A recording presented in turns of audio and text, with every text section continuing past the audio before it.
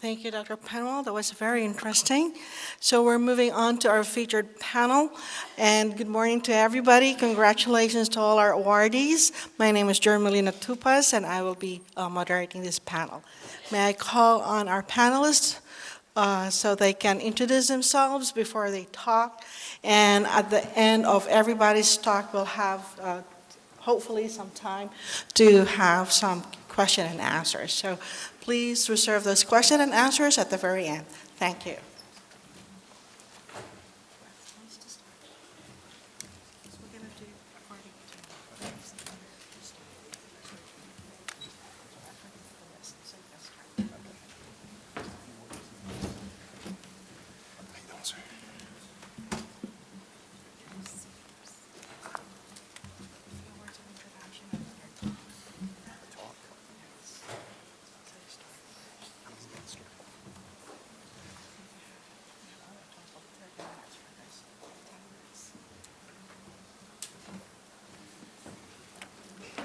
Hi there.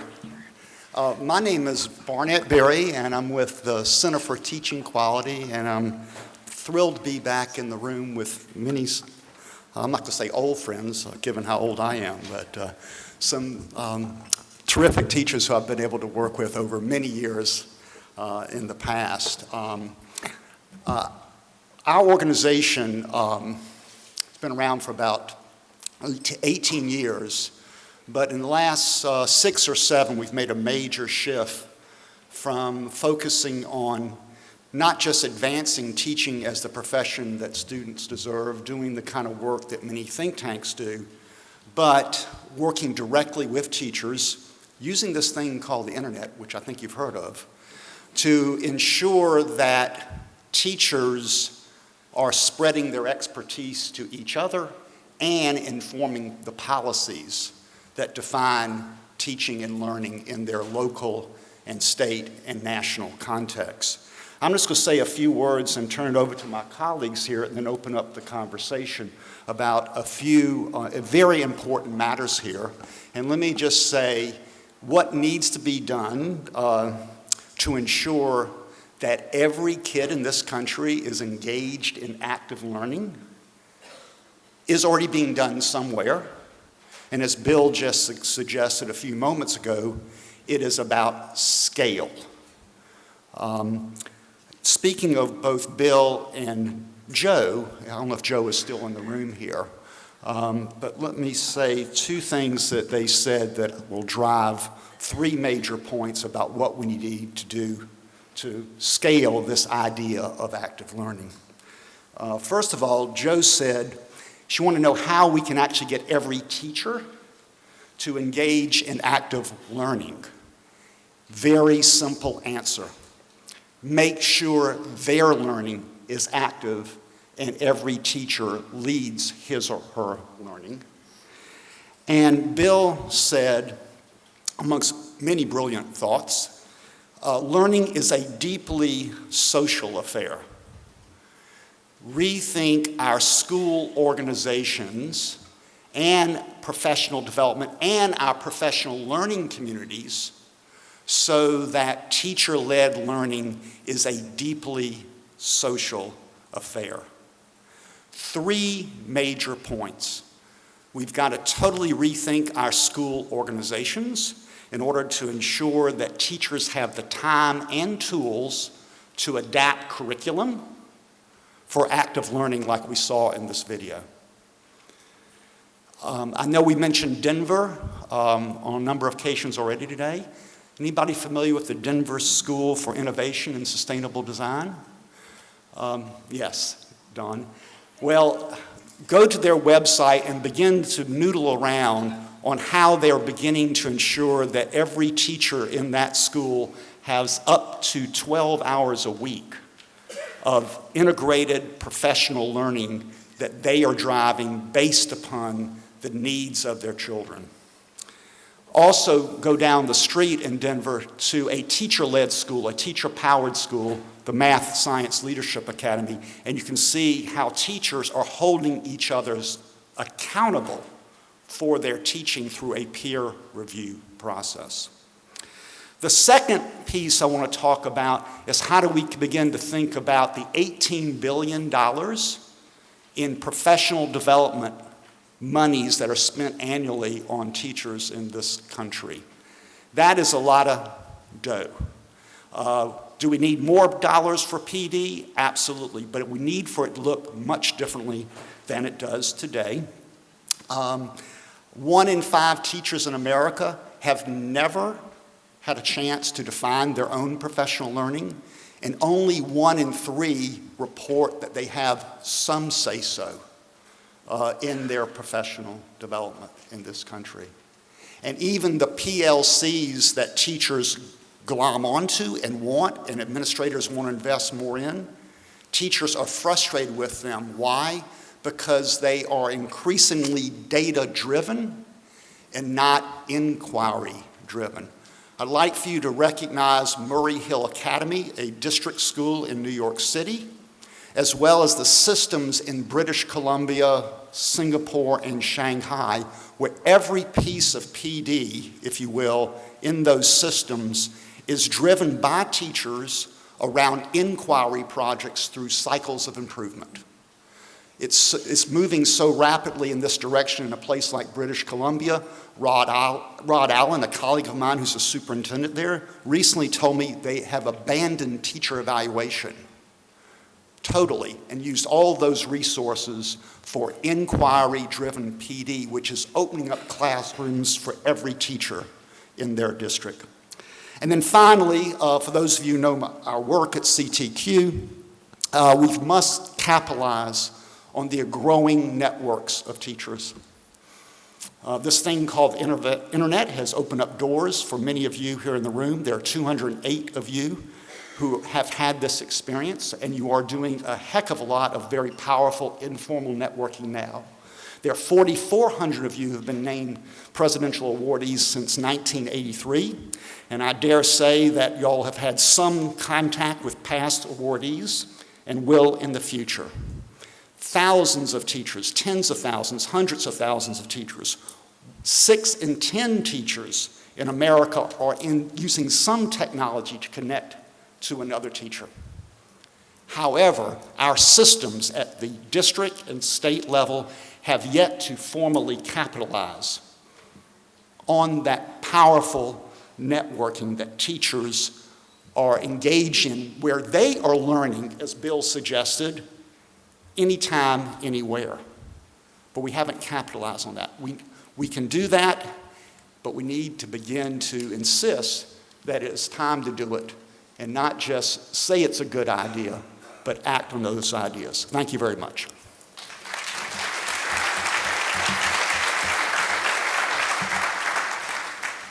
Good morning.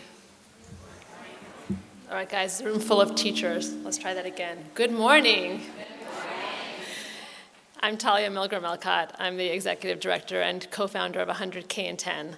100K in 10 is a national network of now 280 organizations across sectors that have all committed to and taken direct action to support the president's goal of 100,000 excellent STEM teachers by 2021. And we are so proud and excited to be here and to recognize all of you and the incredible work that you have done over careers to support kids to be inspired and challenged and provoked by STEM and to see themselves as scientists, as mathematicians, as people capable of answering the big challenges that our country and our planet face, that all of them have their roots in STEM. So just want to take a moment first, I don't think we've done this properly yet today, to congratulate you and for you all to congratulate each other. So if you all would join me in just giving a huge round of applause to the work you've done.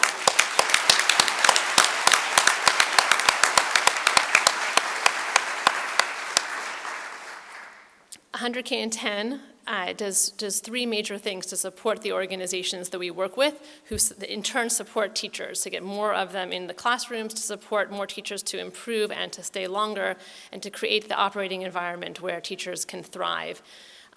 We help these organizations to learn from each other, There is so much knowledge, and we're going to do that a bit today in this room. So many bright spots here and in organizations, working with teachers in classrooms all over the country. There are 400 or so of them in this room right now who have made innovations, have solved problems, and we often do that alone and in silos. So the first thing 100K in 10 does is say, let's learn from all of the amazing innovations that are happening in classrooms every day and happening in organizations that work with teachers. Let's break down those silos and create opportunities for learning across organizations, across teachers, so that we don't recreate the wheel, so that we can build off of each other's successes, stand on the shoulders of giants who are next door to us or across the country from us. First thing we do, learn and create opportunities for learning. The second thing we do is to help organizations either apply and adapt that learning in their own settings, because as you all know, your classroom one year is different from a classroom the next year, let alone a classroom on one side of a city to the next or one side of the country to the next. So we can't just blindly adopt things that may have worked somewhere else. We need to figure out what is the essence of those things and how do we adapt them. And it's true both at the classroom level and it's true at the organizational level. So we help organizations to apply that learning and adapt it to their settings. And where necessary, we help them to innovate if there are problems that have yet to be solved. And we all know there are some of those too. And then the third thing that we do is we help organizations to actually do. So not just to think about it, to learn, to apply and adapt and innovate, but actually to do that work and to make things happen for teachers in classrooms in real life. And we do that by helping to catalyze all types of solutions. One of the major things that we have taken up over the last year and a half as we were doing this work and talking to organizations across the country in urban, suburban, rural settings, in every one of the 50 states, and corporations, nonprofits, universities, museums, school districts, and charters, listening to all these organizations as we began to realize that, as I think will come to no surprise, the challenges that are being faced in Wichita are not so different than the one faced in Washington, D.C. or in Washington State, and that we do ourselves a disservice to approach them as one-on-one challenges. And so we have taken up an effort of what we're calling mapping the grand challenges. Can we map the ecosystem of why it is so hard to get 100,000 excellent STEM teachers into schools around the country, which should be the right of every one of our students to have teachers like you teaching them every year, not just once a year, or not just once in their lives as students, or not just that they're lucky to get you, but as a right, as a matter of course, to have great teachers. And why is that so hard in this country? And we've identified 7 major challenges and their underlying root causes, and are now working not just to map them, and you can see that, and we'll talk about it a bit more on the panel, but to actually take action against them, right? To get underneath why is this happening, and how do I not just confront the symptom of this, but get underneath and begin to attack those root causes. Why is it that for so many of you coming with STEM undergraduate degrees, it wasn't considered prestigious to become teachers? Why is it that you don't have the freedom to experiment in your classrooms, and permission in time, in funding, in support from your administrators, and the pressures on testing to do the active learning that we saw in these videos? Why are these things so endemic in the system, and how do we, in understanding that, take action against them? And so 100K in 10 has been really honored to be working with NSF, to partner with the Presidential Math and Science Teacher Awardees. We have partnered and learned from so many of you over the last few years. So if you're interested in being part of our ongoing listening council of teacher leaders, you can get on our website and just sign up with your email addresses, and we'll add you to that growing group of folks who are telling us, and we listen to all the time, about actual experiences in the classroom so that it can inform our work. And we are also launching at the end of this month a partnership with IDEO and their Teachers Guild on active STEM learning, and especially in the early grades. So for those of you here who are teaching in the early grades where so much active learning can happen and should happen, we would love to have you participate as teacher leaders in that work, and we're looking for both participants and for mentor or lead teachers. So again, just sign up on our website and we will be in touch with you to pull you into that work too. So thank you so much, a pleasure to be here. I'm looking forward to our conversation. I'll pass it over to Sharon.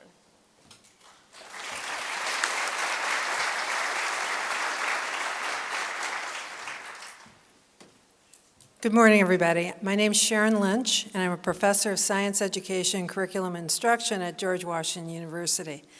I have been doing work for the last 5 years, along with colleagues at George Mason, George Washington, and SRI International, on inclusive STEM-focused high schools. And I have the great honor to be able to talk to you about that tomorrow as we kick off this notion of next generation high school. So I'm not going to tell you about that today, but I will draw on that experience as we talk about active learning during this panel. Also, somewhere along the line, I had the privilege of doing the best professional development experience in my life as a professor, and that was to come and work as a project director at NSF for 2 years. And in the division that sponsors this award for presidential award-winning science and math teachers. And it was my assignment for 1 year to help out. So I want to thank Nafisa for remembering that and inviting me. And I want to remember that cohort in 2009. I looked at a lot of applications. I think I have an appreciation of who you are and the kind of teachers you are and the wonderful things that you're doing. And I just, along with Thalia and everyone else, want to congratulate you. Thank you for being here. You're great. We couldn't do it without you. As far as my background, I'll just draw on the fact that at one point, it was quite a while ago, I taught high school biology, chemistry, environmental science, and middle school physical science. And everything that we did back in those days, and they were a long time ago, 70s, early 80s, was inquiry-based learning. There may be some people in the audience that remember that, feel strongly about it, and believe in it. There's an adage that you teach as you were taught. And while I'm sure we've all got to believe in learning, period, and that we can change, I had the rare, exceptional experience of being a high school kid. And when they rolled out those old alphabet soup curriculums sponsored by NSF, the BSCS series, the Chem Study, the PSSC Physics, I had it all. And that's the only way I learned how to learn science initially, formally. It's the way I learned how to teach it. And I'm so pleased to see that in the 21st century, we're updating those ideas and we're figuring out how to engage kids in active learning, which certainly at the heart of it has to do with some of those experiences that go back to inquiry-based learning. And I can't help but want to comment briefly that in Bill's wonderful clip on those fourth graders and that conversation that was so generative, you got to remind you that before those kids could sit down and have that conversation and get out all those good ideas and arguments, they had a hands-on experience with physical materials that allowed them to construct knowledge and level the playing field right at the get-go. So I'm a real fan of active learning, but I also think that we've had quite a history of it, and I'm sure the people in this room are going to be adding to those ideas as we progress today. Thanks.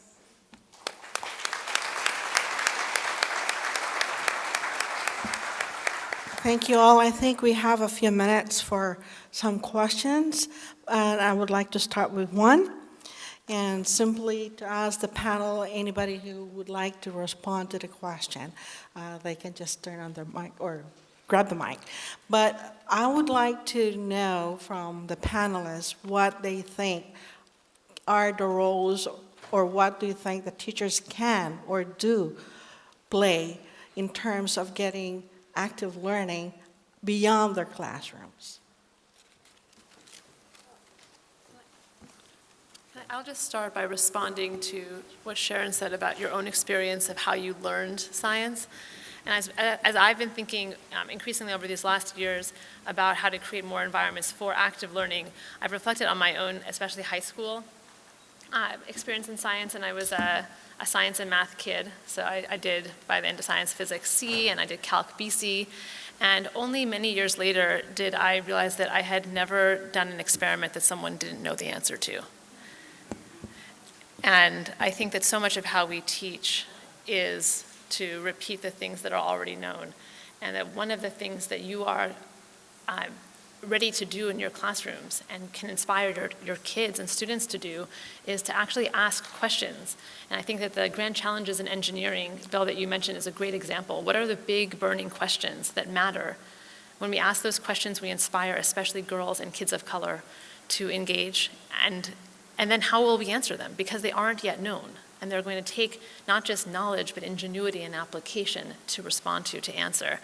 And I think it generates a very different experience of learning. So really, in reflecting on what you said, I've been thinking about that. Yeah, and if I could add one other thing to that. Bill mentioned the importance of informal science and math learning experiences in the community. Who could argue with that? They're wonderful, but we know they aren't evenly distributed often, those experiences, right? And that's the equity issue. I think we're entering an era in the 21st century where those kinds of experiences that were reserved for the informal are going to be incorporated into the schools, into the regular classroom environments for curriculum and learning. And I had a privilege of serving on a panel about STEM teacher leaders.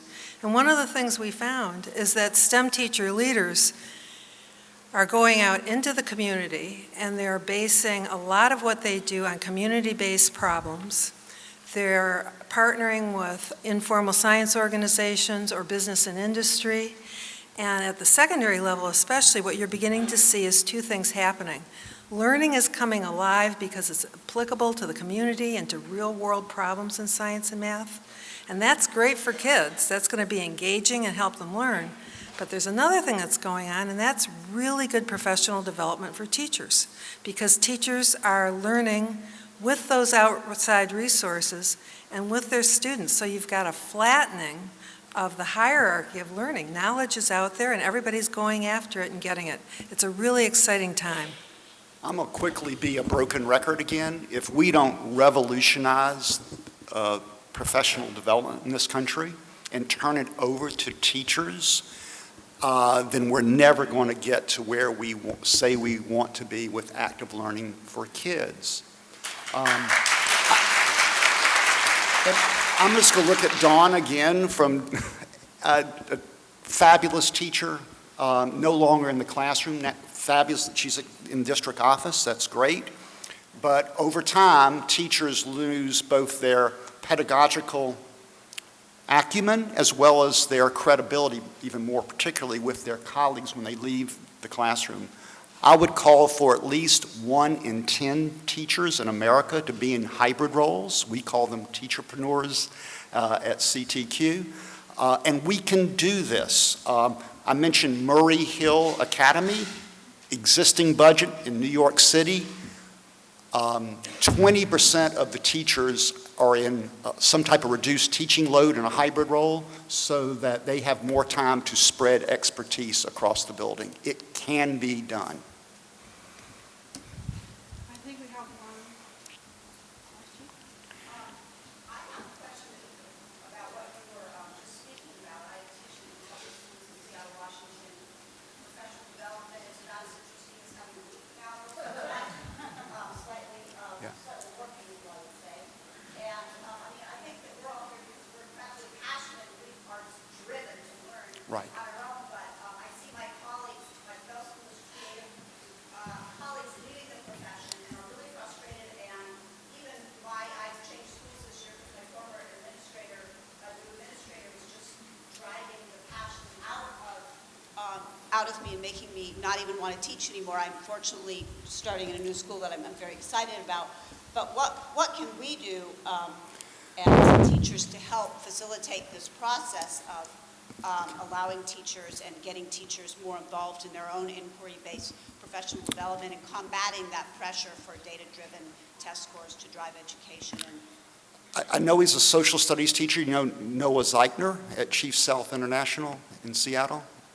There are hundreds of teachers around you who have the same ideas and frustrations and interest in coming together. I would say begin organizing yourselves, making sure your ideas get known. There's this thing called Twitter and blogs and Pinterest and the Voxer, and the list is going on how teachers can spread their ideas and become more visible to the public. One thing we do at CTQ is to kind of systematize that for teachers, very busy teachers, so their ideas can get out there and build more demand. The problem is not enough great teachers in this country like you guys. The problem is we don't have enough demand for your expertise. And that's where this going public with your your stuff, if you will, is extremely important for moving this agenda forward.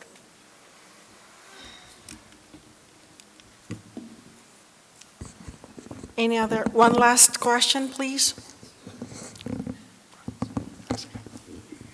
I have a question that's, I guess, mostly directed to Thalia.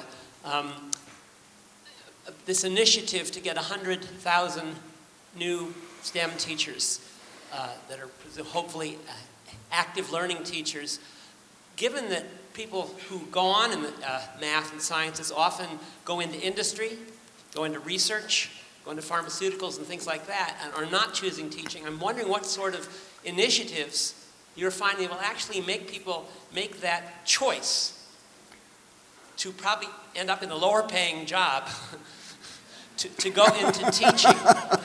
We all know about that.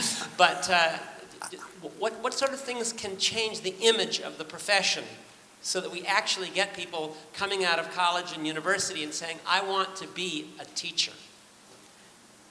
Several years ago, we, having identified the challenge of recruiting STEM undergraduates, especially to become teachers, we brought together about 30 to 40 of our partner organizations, as diverse as districts, large universities, small, private, residencies, Teach for America, a huge range of organizations across the spectrum to problem solve around how do they inspire more STEM undergraduates to choose teaching. And they ended up partnering together and co-investing in a campaign that a team of former Onion editors called Cultivated Wit designed. It was called Blow Minds, Teach STEM.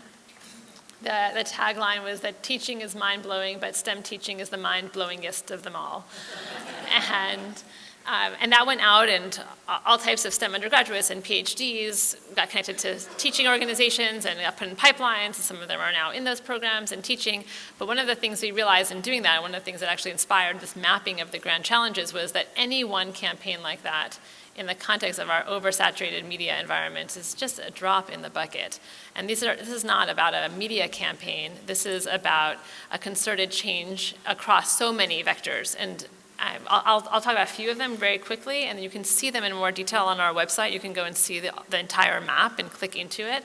And we'll actually, in terms of voice, we'll be turning back to teachers and asking you to share stories, both of where these challenges show up in your classrooms, but also how you've yourself created bright spots, how you've hacked your way to solutions, even in the context of challenges.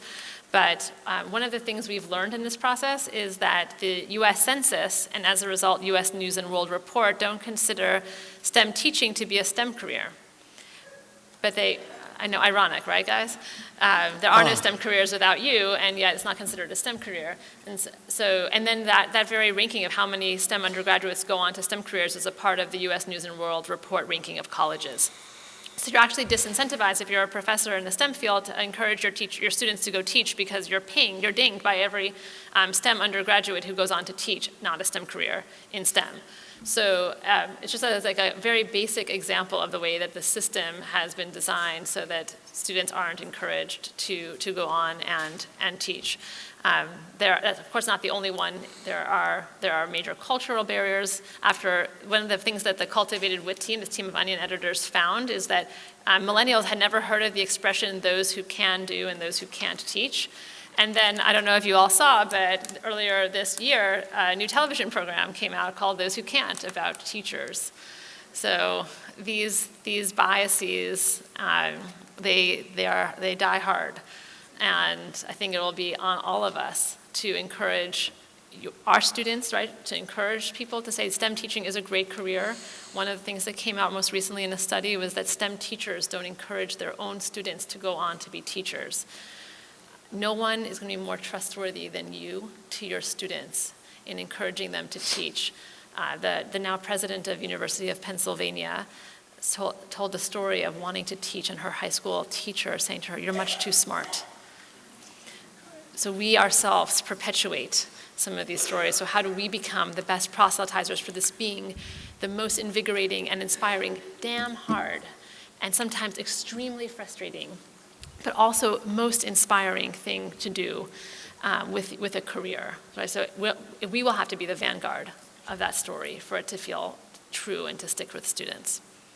Thank you so much, and I know that you want to ask some more questions, and I don't like to be the party pooper, but we need to go to the next stage of this. And I think, Nafisa, do you have any announcement?